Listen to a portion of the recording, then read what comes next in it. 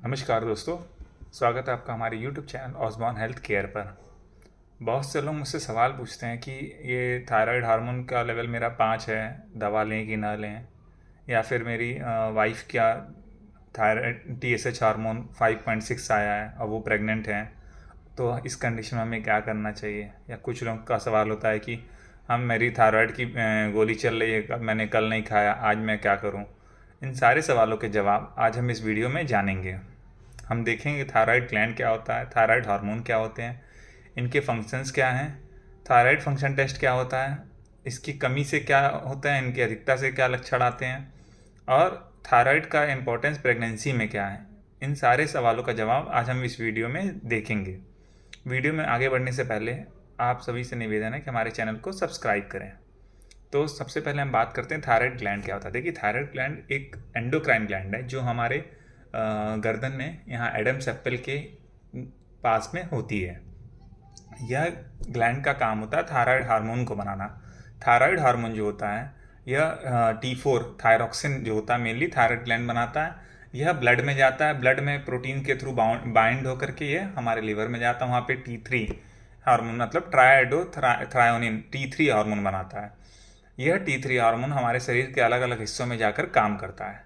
अब बात करते हैं कि यह थायराइड हार्मोन का हमारे शरीर में ज़रूरत क्या है। देखिए, थायराइड हार्मोन का मेन काम होता है, जो मोस्ट इंपॉर्टेंट काम है, वो BMR बेसल मेटाबॉलिक रेट को मेंटेन करना होता है। बेसल मेटाबॉलिक रेट BMR क्या होता है? BMR जो होता है वो एक इंसान जब नॉर्मली बैठा हुआ है तो उसको शरीर के नॉर्मल फंक्शन के लिए, शरीर सही से काम करे, उसके लिए जो एनर्जी की ज़रूरत होती है उसको हम कहते हैं BMR basal metabolic rate. Thyroid इस BMR को मेंटेन करता है। इसके अलावा थायराइड हमारे आंतों के मूवमेंट को, मोटिलिटी पे प्रभाव डालता है।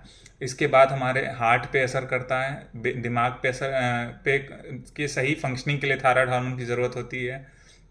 और क्या कहते हैं, बच्चों में, खासकर जो बच्चे मतलब पेट में होते हैं प्रेग्नेंट लेडी के, उनमें मेंटल डेवलपमेंट के लिए थायराइड हार्मोन की बहुत ज़्यादा ज़रूरत होती है। छोटे बच्चों में ग्रोथ हार्मोन के साथ मिलकर ये बोन डेवलपमेंट, बोन ग्रोथ के लिए रिस्पॉन्सिबल होता है। यह सारे काम थायराइड हार्मोन हमारे शरीर में करता है। अब हम बात करेंगे कि आखिर थायराइड हार्मोन की कमी हो जाए तो क्या होगा, थायराइड हार्मोन की अधिकता हो जाए तो क्या होगा। देखिए, थायराइड हार्मोन की कमी को हम हाइपोथायराइडिज्म कहते हैं, मतलब थायराइड हार्मोन कम हो गया, इसको हम कहेंगे हाइपोथायराइडिज्म। इनके क्या क्या लक्षण होते हैं हाइपोथायराइडिज्म के? शरीर में ठंडा लगना, हेयर लॉस, कॉन्स्टिपेशन, उसके बाद का कभी कभार कुछ मरीजों में सांस फूलना, महिलाओं में मेनोरेजिया, जो बाद में एमेनोरिया भी हो सकता है, मतलब मेनोरेजिया मतलब ब्लड ज़्यादा आना।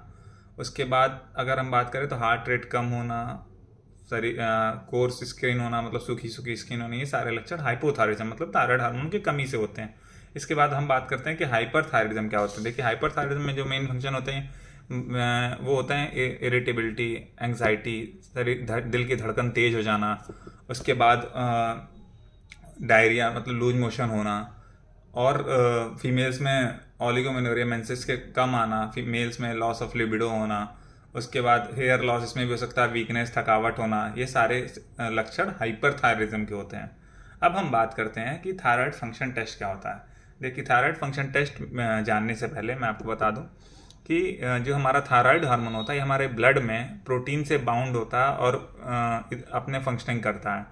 इस बाउंड फॉर्म को हम कहते हैं टोटल T3 या टोटल T4। इसलिए हम जब TSH अपनी थायराइड रिपोर्ट आप कराते होंगे तो उसमें लिख के आता है TSH T3 T4। कुछ लोगों में रिपोर्ट्स में आता है TSH FT4 FT3 मतलब फ्री T4 और फ्री T3। अब हम बात करेंगे कि ये TSH क्या है। देखिए, TSH है मतलब थायराइड स्टिमुलेटिंग हार्मोन। हमारा जो थायराइड ग्लैंड है यह दिमाग में एक पिट्यूटरी ग्लैंड होता है, इसके कंट्रोल में होता है। पिट्यूटरी ग्लैंड एक TSH मतलब थायराइड स्टिमुलेटिंग हार्मोन बनाती है, जो थायराइड ग्लैंड से थायराइड हार्मोन के प्रोडक्शन को बढ़ाता या घटाता है। नॉर्मली क्या होता है कि जब हमारे शरीर में T4 मतलब T4 T3 नॉर्मल काम कर रहा है, थायराइड ग्लैंड नॉर्मल हमारा, तो वो T4 जो होता है वो इनहिबिट करता है पिट्यूटरी ग्लैंड को और TSH के सिक्रीशन को कम करता है। पर किसी वजह से अगर थायराइड हार्मोन बनना कम हो जाए, जैसे कि हाइपोथायराइडिज्म में, उनमें क्या होगा, T4 की वैल्यू कम हुई तो TSH बढ़ा हुआ आएगा।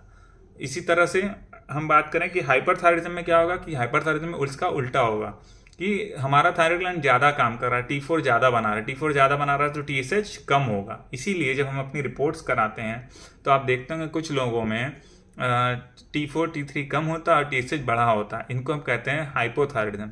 अब हम जानेंगे कि प्राइमरी हाइपोथायरॉयडिज्म क्या होता है, सेकेंडरी हाइपोथायरॉयडिज्म क्या होता है। देखिए, प्राइमरी हाइपोथायरॉयडिज्म मतलब T3 T4 कम है और TSH बढ़ा हुआ है, यह हो गया प्राइमरी हाइपोथायरॉयडिज्म, मतलब थायराइड ग्लैंड की कमी है ये। अब इसका क्या वजह है वो आगे हम जानेंगे। इसके बाद होता है सेंट्रल हाइपोथायरॉयडिज्म, मतलब TSH भी कम है, पिट्यूटरी ही खराब हो गई है हमारी, तो उसमें TSH भी कम हो रहा है, T3 T4 भी कम हो रहा है। इसको कहते हैं सेंट्रल हाइपोथायरॉयडिज्म। इसके बाद हम बात करते हैं हाइपरथायरॉयडिज्म क्या होता है, प्राइमरी हाइपरथायरॉयडिज्म। देखिए, प्राइमरी हाइपरथायरॉयडिज्म होता है कि थायराइड ग्लैंड ज़्यादा काम कर रहा है। किस वजह से कर रहा है ये हम आगे जानेंगे। अब जब ये T4 T3 ज़्यादा हो गए तो ये क्या करेंगे, TSH को कम करेंगे। तो प्राइमरी हाइपरथायरॉयडिज्म में क्या होगा, TSH कम होगा, T3 T4 बड़े होंगे। अब एक कंडीशन होती है सब क्लिनिकल हाइपोथायरॉयडिज्म। देखिए, सब क्लिनिकल हाइपोथायरॉयडिज्म क्या होता है कि जो भी लक्षण हमने अभी पढ़ा कि हाइपोथायरॉयडिज्म के, वो लक्षण मरीज में ना हो, पर अगर हम उनकी लैब रिपोर्ट देखेंगे तो TSH की वैल्यू 5 से 10 के बीच में आएगी। इसको हम कहते हैं ऐसे मरीज जिनके TSH वैल्यू 5 to 10 के बीच में हो और कोई सिम्टम ना हो, कोई लक्षण ना हो, उनको हम कहते हैं सब क्लिनिकल हाइपोथायरॉयडिज्म। अब हम जानेंगे आगे कि सब क्लिनिकल हाइपोथायरॉयडिज्म को कब ट्रीट करते हैं, उनका क्या इलाज है। ठीक है, अब हम बात करते हैं, हम बात कर रहे थे कि फ्री T3 फ्री T4 के और TSH की। इसी कुछ कंडीशंस ऐसी होती हैं जैसे प्रेगनेंसी या फिर कोई फीमेल जो OCPs ले रहे हैं उनमें प्रोटीन ये जो थायराइड बाइंडिंग प्रोटीन होती हैं ये बढ़ जाती हैं। इस वजह से उसमें T3 टोटल T4 बढ़ा हुआ आएगा। उन लेडीज़ में हम प्रेफर करते हैं फ्री T3 फ्री T4 कराना, वो हमें ज़्यादा प्रिसाइज रिजल्ट देता है। अब बात करते हैं थायराइड इन प्रेगनेंसी के बारे में। देखिए, थायराइड इन प्रेगनेंसी जो होता है वो प्रेगनेंसी में एक ऐसी स्टेट है बॉडी की जिसमें बहुत से हार्मोनल चेंजेस होते हैं और मेनली बीटा HCG और एस्ट्रोजन के इफेक्ट थायराइड ग्लैंड पे होता है। थायराइड ग्लैंड की फंक्शनिंग चेंज होती है। क्यों? क्योंकि शुरू के महीनों में बच्चे के डेवलपमेंट के लिए माँ का थायराइड हार्मोन बहुत ज़रूरी है। ये बहुत ज़्यादा भी नहीं होना चाहिए, बहुत कम भी नहीं होना चाहिए, क्योंकि बच्चे के मानसिक स्तर पे इसका प्रभाव पड़ता है। इसीलिए कहा जाता है कि हर प्रेग्नेंट लेडी को अपना थायराइड फंक्शन टेस्ट स्क्रीनिंग ज़रूर करानी चाहिए। उम्मीद करता हूँ आपको हमारी वीडियो से कुछ जानकारी हासिल हुई। ज़्यादा से ज़्यादा लोगों को इस वीडियो को शेयर करें और ज़्यादा से ज़्यादा लोगों को जागरूक करें। आने वाले वीडियोस में हम जानेंगे कि थायराइड हाइपोथायरॉयडिज्म का इलाज क्या, हाइपरथायरॉयडिज्म का क्या इलाज है, थायराइड की गांठ का क्या इलाज है और थायराइड इन प्रेगनेंसी को हम डिटेल में देखेंगे। धन्यवाद।